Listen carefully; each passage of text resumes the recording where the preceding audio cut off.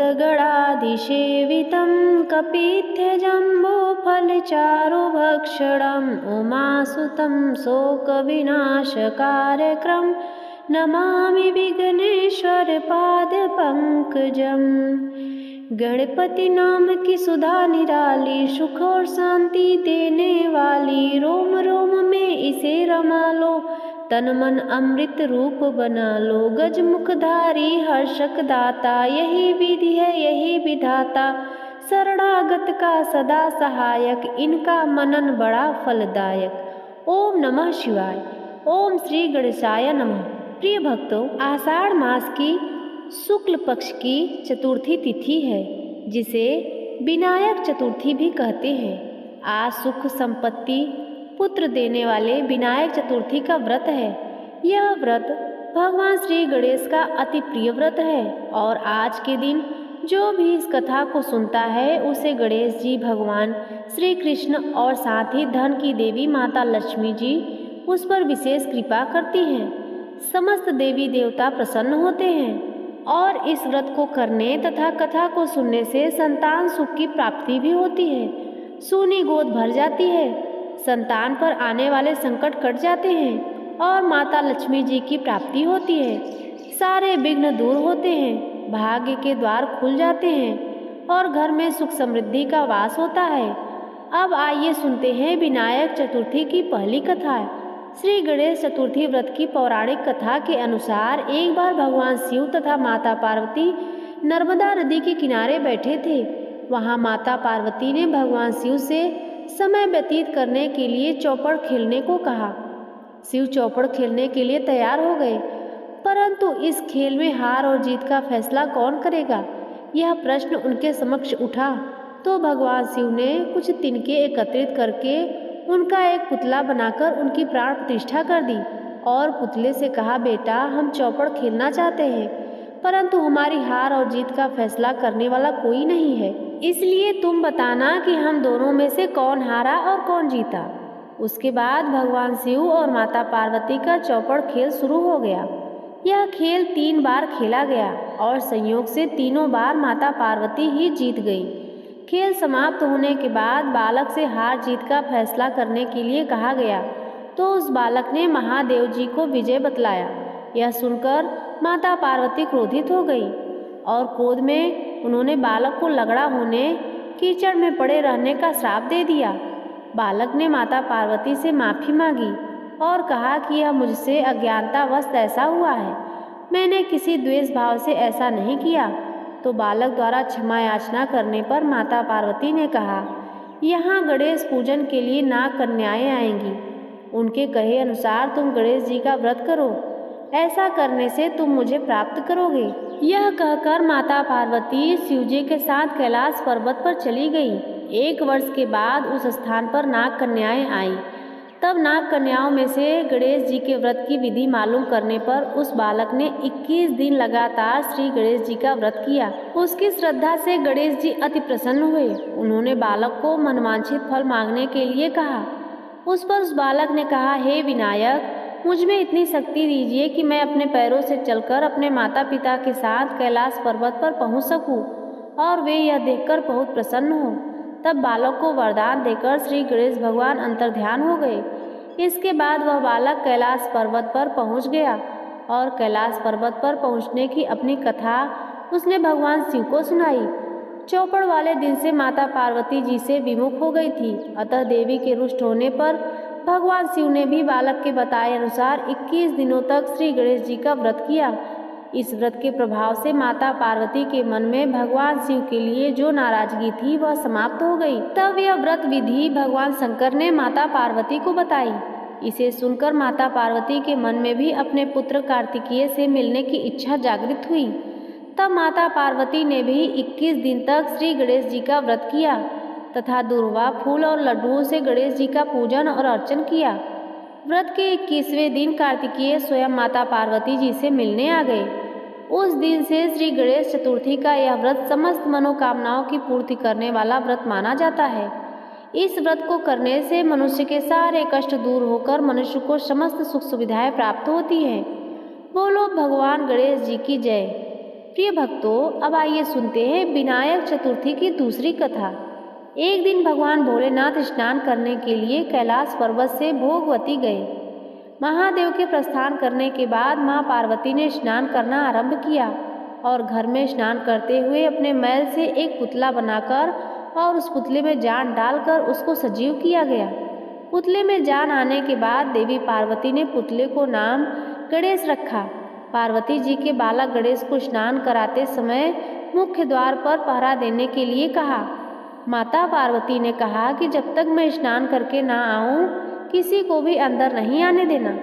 भोगवती में स्नान करने पर भगवान शिव अंदर जाने लगे तो बालक स्वरूप गणेश ने उनके द्वार पर ही रोक लिया। भगवान शिव ने लाख कोशिश करने के बाद भी गणेश जी उनको अंदर नहीं जाने दिया। गणेश के द्वारा द्वार रोकने को उन्होंने अपना अपमान समझा।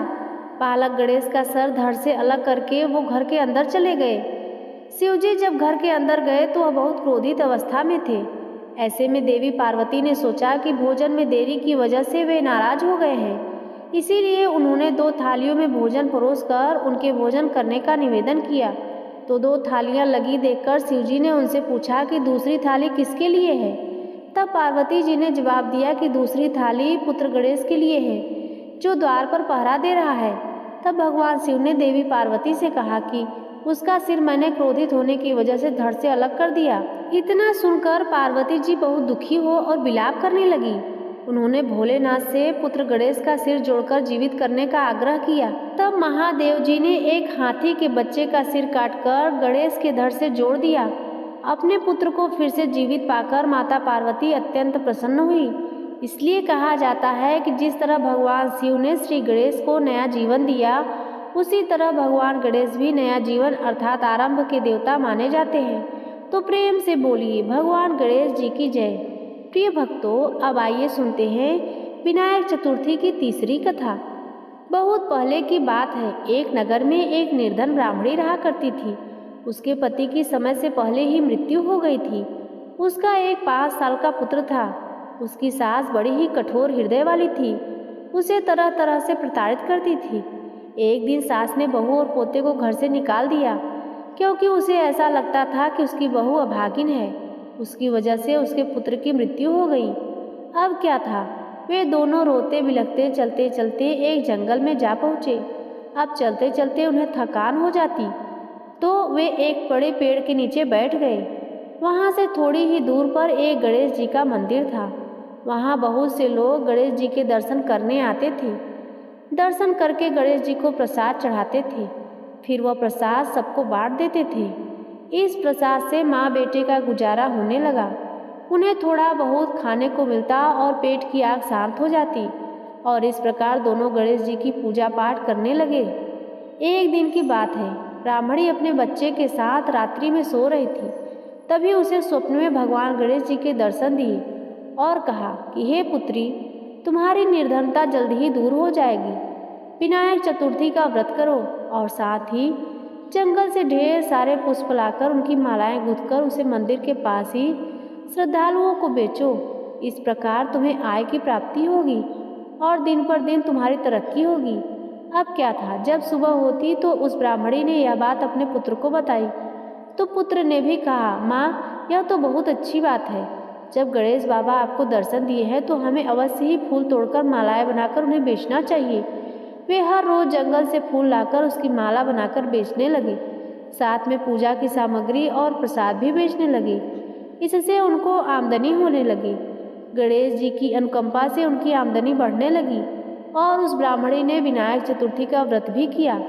गणेश भगवान की कृपा से जल्दी ही उन्होंने एक बड़ा सा मकान बनवा लिया और दुकान भी बनवा ली। इसी प्रकार से कुछ वर्ष बीत जाते हैं और वह ब्राह्मणी का पुत्र बड़ा हो जाता है।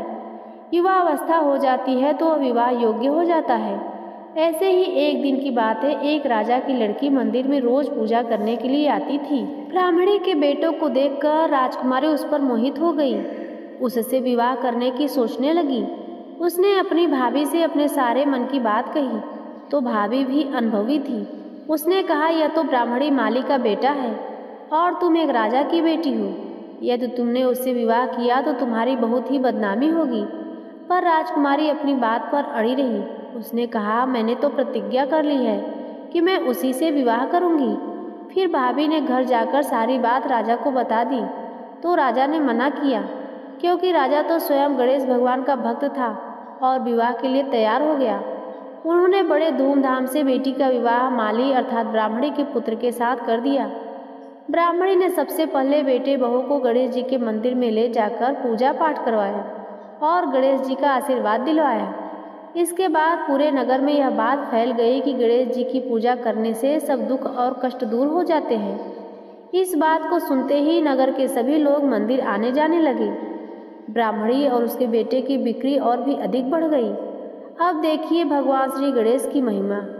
उधर उसकी सास के बुरे दिन आ गए। अन्नदाता उससे रूठ गए और वह भूखे मरने लगी। एक दिन वह रोती रोती उस गणेश जी के मंदिर में जा पहुंची और वहाँ मालिक के बेटे से बोली, बेटा मैं बहुत भूखी हूँ, मुझे रोटी कपड़ा दे दो, इसके बदले मैं तुम्हारा सारा काम कर दूंगी। तो लड़के को दया आ गई, उसे काम पर रख लिया। उसने अपनी दादी को नहीं पहचाना। जब ब्राह्मणी घर आई तो उसने अपनी सास को तुरंत ही पहचान लिया। वह अपनी सास से बोली, सासू माँ आप यहाँ कैसे?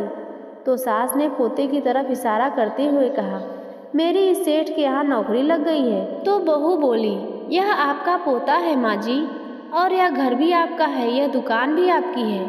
जब आपने हमें घर से निकाला तब गणेश जी ने हमारी रक्षा की।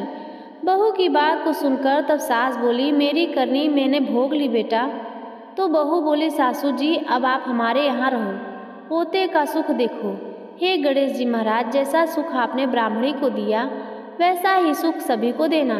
इस विनायक चतुर्थी पर कथा सुनने वाले, कथा कहने वाले और हुकारा भरने वाले सभी को देना। जय शिव शंकर, जय भगवान गणेश की। प्रिय भक्तों, अब आइए सुनते हैं विनायक चतुर्थी की चौथी कथा। पौराणिक कथा के अनुसार एक साहूकार था। उसके घर रोज एक ब्राह्मणी रोटी लेने के लिए आती थी। घर के अंदर घुसते ही पोल के ऊपर गजानन जी का मंदिर था। वह गणेश जी को रोटी का एक कौर हमेशा भोग लगाती थी। बहुत दिन हो गए। गणेश जी महाराज ने कहा, यह मुझे हमेशा भोजन करवाती है, मुझे इसे कोई ना कोई उपहार जरूर देना चाहिए। गणेश जी एक दिन उसकी थाली में हीरे मोती भर देते हैं। ब्राह्मणी तो थाली लेकर अपने घर आ गई और साहूकार से रोटी लेने के लिए आना बंद हो गई। साहूकारनी ने उसे बुलवा भेजा कि भाई रोटी लेने के लिए क्यों नहीं आती? तो ब्राह्मणी ने कहा कि मुझ पर गणेश जी प्रसन्न हो गए हैं, बहुत वर्ष तक रोटी लेने के लिए आ गई लेकिन अब नहीं आऊँगी। साहूकार के मन में बहुत नाराजगी हुई और गणेश जी से कहा कि आप ब्राह्मणी के ऊपर प्रसन्न हुए परंतु मुझ पर प्रसन्न नहीं हुए। तब गणेश जी की मूर्ति हटाकर उसने वहाँ बाहर फेंक दी। इधर सेठ जी की दुकान में धंधा पानी बंद हो गए। एक दिन सेठ जी की नज़र पोल के मंदिर पर गई तो जेठानी जी को पूछा कि गणेश जी कहाँ गए? तो साहूकारनी ने कहा, ऐसे गणेश जी का क्या करें जो ब्राह्मणी पर तो प्रसन्न हो गए लेकिन हमारे ऊपर प्रसन्न नहीं हुए। इस कारण मैंने तो गणेश जी को हटाकर फेंक दिया। तब सेठ जी ने कहा कि यह तुमने क्या किया? मेरा तो व्यापार और धंधा चलना बंद हो गया है। गणेश जी को तुमने कहाँ फेंके हैं? जल्दी बताओ, मैं उन्हें वापस लेकर आता हूँ। साहूकार जी वापस गणेश जी को लेने के लिए गए तो गणेश जी इतने भारी हो गए कि उठे ही नहीं। साहूकार जी ने कहा, मेरे से गलती हो गई, आप मेरे घर पधारिए। गणेश जी तो बहुत ही भारी होते गए और कहा कि मैं तो नहीं चलूँगा, पहले साहूकारनी को बुलाकर यहाँ लाओ और वह मुझसे माफ़ी मांगेगी तो ही मैं चलूँगा। और गणेश जी ने कहा कि मुझे हमेशा सवा सेर का चूरमा करके भोग लगाओगे तो ही मैं चलूँगा। साहूकार साहूकारनी को लेकर आए, उनसे माफ़ी मंगवाई और सवा सेर का चूरमा चढ़ाने की हामी भरी। तब साहूकार और साहूकारनी ने गणेश जी को वापस घर लाकर उन्हें पोल में बिठाया। ऐसा करने पर साहूकार का व्यापार फिर से चलने लगा। हे गणेश जी महाराज, जैसे आप साहूकार पर और साहूकारनी पर प्रसन्न हुए वैसे ही सभी पर प्रसन्न होना। बोलिए गणेश भगवान की जय। प्रिय भक्तों, अब आइए सुनते हैं गणेश भगवान की आरती। जय गणेश जय गणेश जय गणेश देवा, माता जाकी पार्वती पिता महादेवा। जय गणेश जय गणेश जय गणेश देवा, माता जाकी पार्वती पिता महादेवा। एक दंत दयावंत चारि भुजाधारी, एक दंत दयावंत चारि भुजाधारी, माथे पर सिंदूर सोहे मूस की सवारी। जय गणेश जय गणेश जय गणेश देवा, माता जाकी पार्वती पिता महादेवा। पान चढ़े फूल चढ़े और चढ़े मेवा, पान चढ़े फूल चढ़े और चढ़े मेवा। लड्डुअन का भोग लगे संत करे सेवा। जय गणेश जय गणेश जय गणेश देवा, माता जाकी पार्वती पिता महादेवा।